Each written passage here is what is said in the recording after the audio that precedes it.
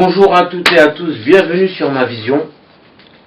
Aujourd'hui je voudrais pousser un vrai coup de gueule à l'avantage de Tyson Fury concernant son combat contre Francis Ngannou. Je vous dis à tout de suite. Donc voilà, effectivement je vais pousser un vrai coup de gueule. Car contrairement à effectivement ma pensée habituelle, ou comme je suis là, comme la plupart des téléspectateurs, en disant que on en avait marre, que la boxe anglaise souffre des combats pour des arrangements financiers, qu'on n'avait pas de vraie tête d'affiche concernant la boxe anglaise, et qui faisait qu'on en souffrait beaucoup. Mais Tyson Fury, moi je vais vous dire, ça a été l'exception qui confirme la règle. Parce que ce gars-là, il vous doit rien du tout. Mais quand je dis rien, rien du tout. Et c'est là où on voit qu'il y a une perte de valeur et une perte de notion des choses, parce qu'aujourd'hui, on veut avaler de beaux combats de boxe comme des bonbons, mais c'est nous-mêmes, pour les puristes de la boxe, qui tuent ce sport. Je m'explique. À l'époque où on a eu des Mike Tyson, des Holyfield, des Mohamed Ali, aujourd'hui encore, on parle de ces boxeurs. On parle de nos légendes. Aujourd'hui, c'est plus pareil. Loma, il a combattu contre Hané. Pour moi, Loma, il a été Hané. De loin. Après, chacun son truc, mais là n'est pas le sujet. Les Joshua et tout ça, vous connaissez un peu le contexte. Mais moi, je vais revenir sur Tyson Fury. Tyson Fury, déjà, avant sa dépression, il a fait un combat sans faute. Il a battu les plus grands. Il a détrôné les frères Klitschko. Quand il a fait ces 2 ans de dépression, qui n'était pas une petite dépression, tentative de suicide, il est tombé dans l'alcool, prise de poids, il a parlé ouvertement de cette phase où il a sombré. Mais vous étiez où, vous? Vous étiez où? Et je pense que c'est que les personnes qui sont passées par ce genre de phase, surtout quand on est en haut du sommet, qui peuvent comprendre l'épreuve que ça peut être. Et je me répète, vous étiez où? Ce gars-là, c'est Wilder qui lui offre sa chance. Alors que Wilder avait tout à perdre. Car il est au sommet de son art. Mais quand je dis au sommet, il assurait le show, il assurait le spectacle. Et il éteignait ses adversaires avec une puissance dévastatrice. Ce mec-là, personne n'y a cru. Personne n'y a cru. Tout le monde a dit, au bout de 2 ans d'absence, et il avait encore cette prise de poids qui était encore là, c'est impossible qu'il éteigne un Wilder. Il revient au bout de 2 ans d'absence, après une grosse dépression. Et encore grand respect à Monsieur Wilder qui lui a offert sa chance. On n'a rien à lui enlever à Wilder non plus. Au contraire, ça le fait grandir. Il revient au bout de 2 ans. Après tout ce qu'il a déjà fait et après sa grosse dépression. Il affronte directement le champion du monde poids lourd incontesté. Il n'y avait personne dont Monsieur Joshua qui voulait aller se frotter à Wilder. Ok? Pourquoi Usyk, il n'en fait pas autant? Il va prendre du bois. Ben, qui donne sa chance à Wilder. C'est là où vous dites, ah oui, vous voulez pas parler pognon, vous voulez pas... Là, il y a du pognon à se faire et il y a une vraie prise de risque. Parce que Wilder, ça reste une tête d'affiche. Une grosse tête d'affiche. Pour revenir, il revient au bout de 2 ans d'absence. Il affronte directement le champion du monde poids lourd incontesté WBC. C'est la première fois, premier combat, que Wilder il s'est fait froisser comme ça. En plus, le monumental KO qui s'est pris de Wilder et où il se relève et il finit le combat en beauté. Match nul.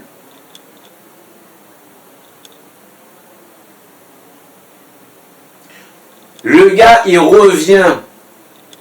Match retour. Les 2 fois, il a monté le niveau. Il a ravagé Wilder. Wilder, c'est un monsieur que je respecte beaucoup. C'est un boxeur que j'aime beaucoup. C'est un boxeur qui m'a redonné les sensations de Mike Tyson depuis très longtemps. Mais il s'est fait éteindre. Ça a été la meilleure trilogie de au moins ces 20 dernières années en boxe, si c'est pas plus.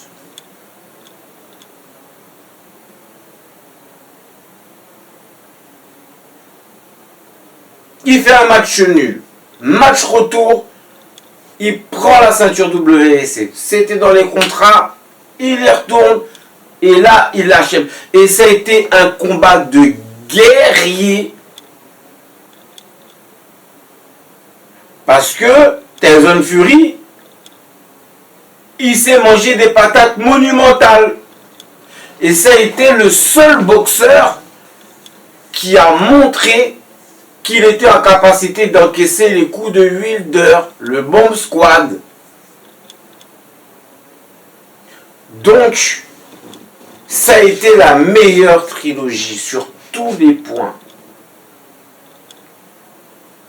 Ce galère, au bout de 2 ans de dépression, il prend la ceinture WBC.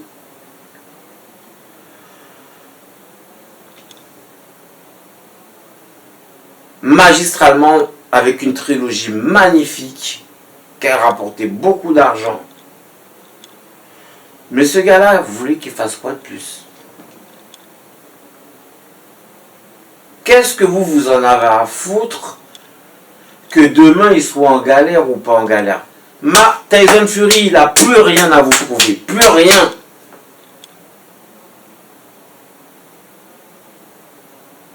Il n'a plus rien à vous prouver. La seule chose que vous voulez, c'est que vous voulez le voir tomber. Et même si il éteindrait un Usyk, vous serez toujours pas content. Le gars, il est en droit maintenant de penser à sa poire et de mettre sa famille en sécurité. Et je pense que vous avez beau dire ce que vous voulez, certes, Francis Ngannou, il va jouer dans la cour des grands. Mais ça reste un adversaire potentiel, quoi que vous en disiez. Parce que je vous connais,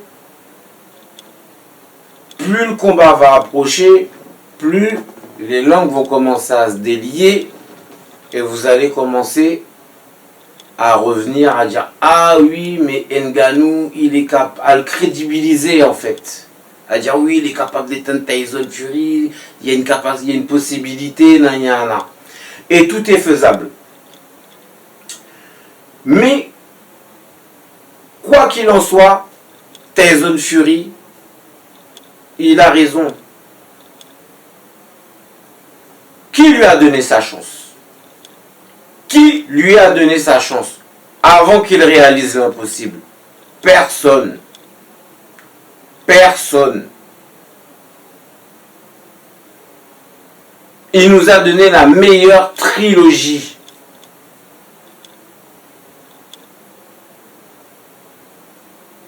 Aujourd'hui, ce gars-là, il a raison. Il fait manger ses potes. White et compagnie, ils se connaissent, ils connaissaient le niveau. C'est pour manger des thunes. C'est le seul boxeur à qui je lui donne pas le droit, mais je suis pas contre ce qu'il fait. Parce que Mayweather, il a fait plus pourri que ça. Hein. Il a compris le système. Hein. Quand un boxeur a déjà tout prouvé, il n'a plus rien à vous prouver. Et là, face à Wilder, il a même fait l'impensable. Il a même fait l'impensable. Il a donné de l'espoir à plein de gens. Maintenant, ce gars-là, il met ses gens en sécurité. Il connaît très bien Ngannou. Ce sont des potes. Là encore, ces gars-là, ils se mettent en sécurité. Parce que vous savez, c'est des combattants. Ils ont trimé pour en arriver à là. Et vous oubliez vite vos légendes. De nos jours, on oublie très très vite nos légendes. Donc aujourd'hui, moi je comprends tout à fait que au lieu de faire manger un Joshua qui n'aura pas les couilles de venir affronter un Fury. Et Usyk, il est bien beau, il est bien comique, mais il a affronté qui par rapport à la trempe de Tyson Fury?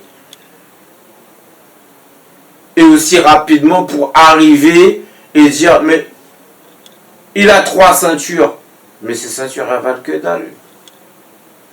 Ces ceintures elles valent que dalle. Usyk, il n'y a personne qui en veut. C'est la WBC qui a tout son poids.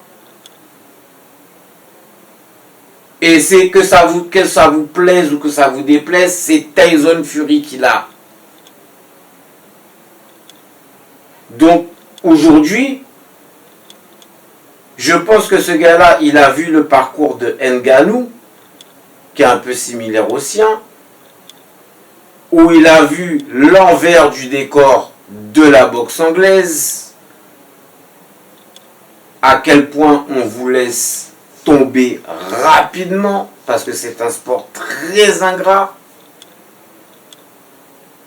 Il fait manger ces gens-là. Il sait très bien Ngannou, après un combat comme ça, il pourra se retirer. Et ça lui fera un nom, qu'il perde ou qu'il gagne, pour justement atteindre ses objectifs, monter sa fédération de combattants et justement faciliter les combattants de son pays. Parce que lui, il revient de très très loin.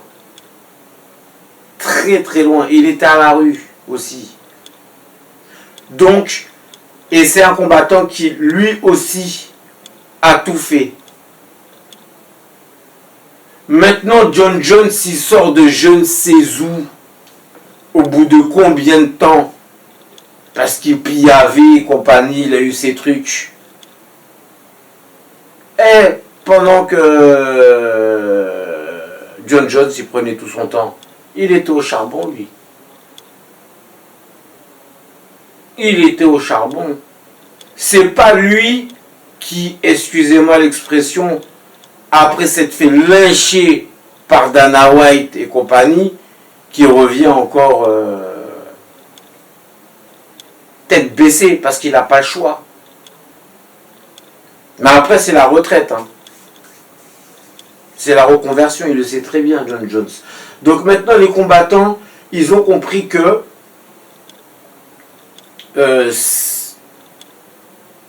arrivé à un niveau, quand on a déjà fait ses preuves, on pense à soi. Parce qu'il n'y a personne d'autre qui va le faire à votre place. Et je trouve ça tout à son honneur que Tyson Fury, il donne sa chance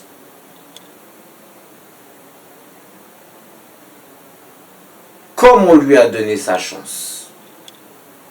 Et qui sait, peut-être que, parce que vous ne donniez pas Tyson Fury plus gagnant contre Wilder qu'aujourd'hui vous donnez Ngannou gagnant contre Fury. Hein. Et à chaque fois que vous disiez que Ngannou il va se faire éteindre, il ne s'est pas fait éteindre. Il a perdu une fois contre Myopic, mais le retour fut magistral. Il lui a cassé la tête. Ok. Contre Gane, il a tenu tête. Et Gane, il a dû s'adapter, contrairement à d'habitude où ça cogne et compagnie, il a dû adapter justement son combat. Donc aujourd'hui, aller emmerder des gens comme Joshua. Mais Usyk il peut prendre Wilder. Pourquoi il ne le prend pas? Hein? L'argent. Et les risques. Parce que Wilder, là où il est là, je peux vous dire qu'il ne fait pas beaucoup de bruit, mais il a la dalle. Et je peux te jurer que si tu lui remets Tyson Fury en face, il l'affronte gratuitement. Et ça sera peut-être pas le même combat. Alors, ces gens-là, ils ont une famille à nourrir. Ils ont déjà tout prouvé dans la boxe. C'est vous qui avez la mémoire courte. Ok? Donc, les gars, c'est une belle tête d'affiche.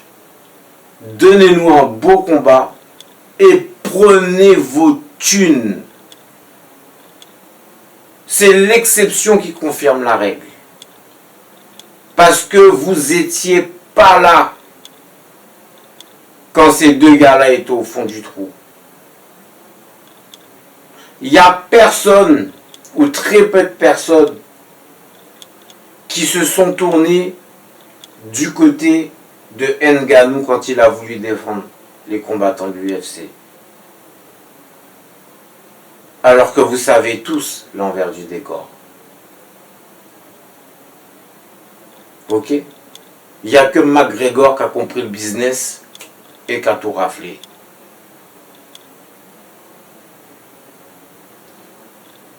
Tyson Fury, vous l'avez laissé tomber comme une chaussette.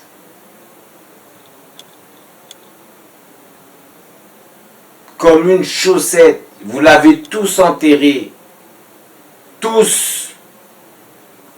Et il est revenu en force. Il vous a rappelé ce que ça veut dire « Oh my God ». Alors c'était mon coup de gueule.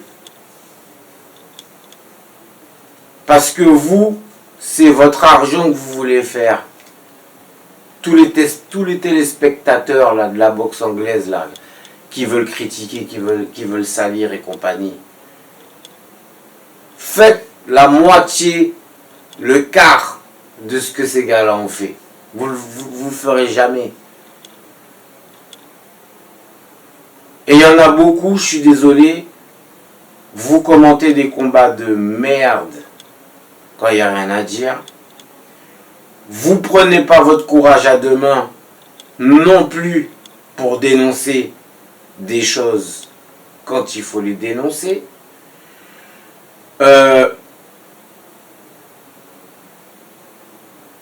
Les personnes qui disaient « Ah, Loma, Annie, ça va être un grand combat ». Allez regarder ma vidéo à 8 vues là, que personne n'a regardé. Où je disais ce que Annie allait faire. Il a gagné comme un lâche. Comme un lâche. Et il s'est pris une belle leçon de boxe de la part de Loma. Une très belle leçon de boxe. Il s'est caché les 3/4 du combat. Et je vous avais dit, il a les ceintures, il peut se permettre d'aller à la décision, c'est ce qu'il va faire. Regardez son attitude lors de la pesée. Il avait peur. C'est pour ça qu'il a réagi comme ça, en poussant Loma. Donc je ne veux pas m'égarer, mais allez emmerder les gens que vous devez aller emmerder. Foutez la paix aux gens à qui vous devez foutre la paix. Parce que dans ce sport-là, c'est le monde à l'envers. Et vous êtes juste là pour gratter du papier. Moi, je dis, regardez le papier que vous avez gratté sur Loma Annie pour voir le gâchis que ça a été. Annie a fait un grand combat. Chacun son avis. On ne fait pas la même boxe. On ne voit pas de la boxe de la même manière. Donc moi je dis, c'était mon gros coup de gueule parce que il y en a beaucoup qui ont la mémoire courte. Et vous voulez vous goinfrer avec des gens qui vous ont déjà tout donné dans ce sport-là. Alors qu'il y a des gens qui ne l'ont pas encore fait, qui doivent le faire depuis longtemps, et ils ne veulent pas. Même s'il y a l'oseille sur la table, ils ne veulent pas prendre les risques. Parce qu'ils en connaissent les conséquences. Donc, voilà. Grand respect à Monsieur Tyson Fury. Pour moi, je le redis, il n'a rien à vous prouver. Monsieur Ngannou, vous revenez de loin. Monsieur Tyson Fury vous donne l'opportunité de réaliser votre rêve. Qu'il en déplaise à beaucoup, faites-le. Parce qu'ils seront tous là pour regarder ce combat-là. Tous. Et mettez votre famille en sécurité, car vous avez payé de votre personne pour votre art. Sur ce, je vous dis, prenez soin de vous. Vous étiez sur ma vision. Que Dieu vous bénisse et à bientôt.